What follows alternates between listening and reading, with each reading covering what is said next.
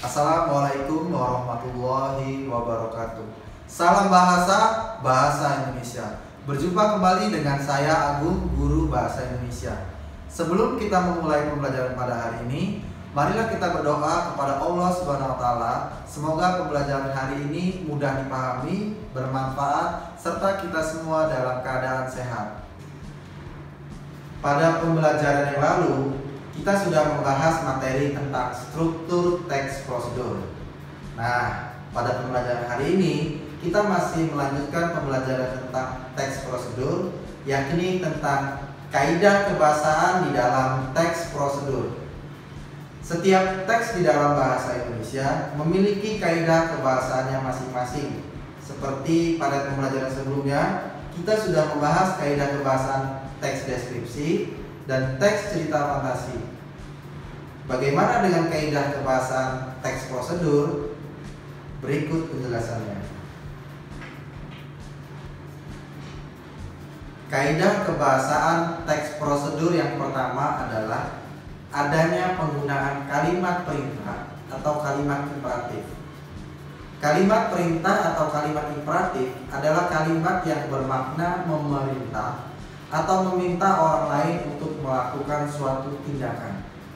Bahasa mudahnya adalah kalimat imperatif atau kalimat perintah adalah kalimat yang biasa kita gunakan dalam kehidupan sehari-hari ketika kita hendak meminta tolong terhadap orang lain.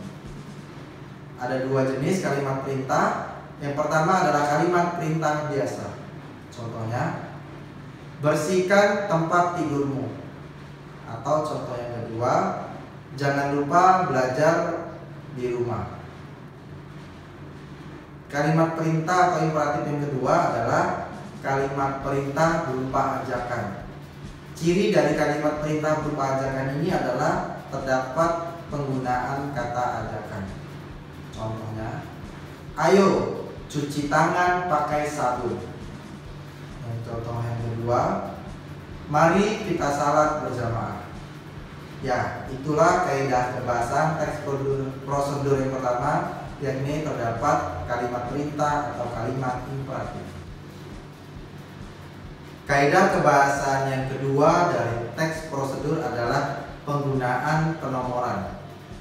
Di dalam teks prosedur biasanya kita jumpai penggunaan penomoran yang berfungsi untuk mengurutkan langkah-langkah kegiatan yang terdapat di dalam suatu teks prosedur, di mana langkah-langkah tersebut memiliki urutan yang harus diikuti secara berurut dan urutannya tidak bisa dibolak-balik atau diacak. Biasanya penomoran di dalam teks prosedur ini bisa berupa kata bilangan atau angka, misalnya 1, 2, 3, dan sebagainya. Atau bisa juga penomoran tersebut berupa kata bilangan pertama, kedua, ketiga, dan sebagainya. Itulah kaidah kebahasaan yang kedua dari teks prosedur, yakni adanya penggunaan bilangan atau penomoran.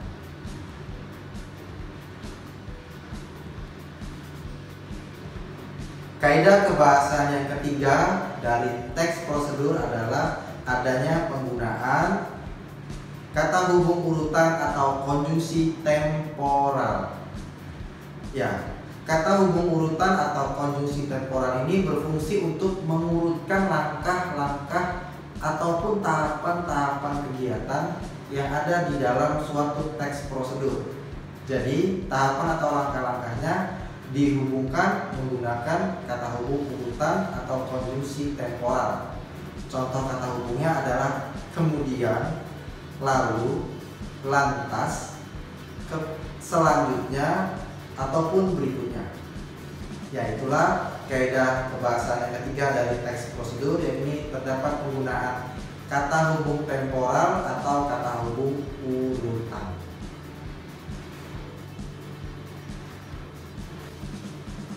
Kaidah kebahasaan yang keempat dari teks prosedur adalah adanya penggunaan kata keterangan yang terdiri atas 1. Keterangan cara atau alat. Di sini menggunakan kata dengan dan tanpa. Yang kedua adalah keterangan tujuan. menggunakan kata agar, supaya, untuk, dan biar. Dan yang ketiga, keterangan syarat menggunakan kata jika, asalkan, dan sehingga. Yang keempat, keterangan akibat, yakni terdapat menggunakan kata sehingga, maka, dan hingga. Dan yang kelima adalah keterangan waktu, yakni menggunakan kata saat, sesudah, sebelum, maupun ketika. Nah, itulah materi kita hari ini tentang kaidah kebahasaan di dalam teks prosedur. Berikutnya kita akan mencoba menganalisis sebuah teks prosedur dilihat dari kaidah kebahasaannya. Pada kutipan di bawah ini terdapat sebuah bagian dari teks prosedur, yakni tahapan atau langkah-langkah kegiatan dalam membuat bubur khas Manado. Sekarang kita lihat kaidah kebahasaan yang nampak pertama kali adalah adanya penggunaan penomoran, yaitu berupa angka dari nomor 1 sampai dengan nomor 10 yang menjelaskan urutan langkah-langkah kegiatan dalam membuat bubur Manado, dimulai dari nomor 1 sampai dengan nomor 10. Kaidah kebahasaan yang kedua adalah adanya penggunaan kalimat perintah atau imperatif yang ditandai dengan penggunaan kata perintah atau imperatif. Kita lihat di kalimat nomor 1. Itu berupa kalimat perintah, ada kata perintahnya tuangkan. Di nomor 2, kata perintahnya adalah taruhlah dan nyalakan. Di kalimat nomor 3, kalimat perintahnya adalah masukkan. Di nomor 4, masak. Nomor 5, tambahkan. Ada pula tambahkan lagi dan masaklah. Di nomor 6, panaskan. Tambahkan dan tambahkan lagi. Di nomor 7, tambahkan. Kemudian di nomor 8, masukkan. Nomor 9, tambahan. Dan terakhir di nomor 10, kalimat perintahnya menggunakan kata perintah sajikan. Kaidah kebahasaan yang ketiga adalah kata hubung urutan atau konjungsi temporal. Kita lihat di nomor 1 tidak ada, 2, 3, dan 4 pun tidak ada. Di nomor 5 di sana terdapat kata hubung urutan atau konjungsi temporalnya, yakni penggunaan kata lalu. Lalu, masaklah hingga mengental, sisihkan.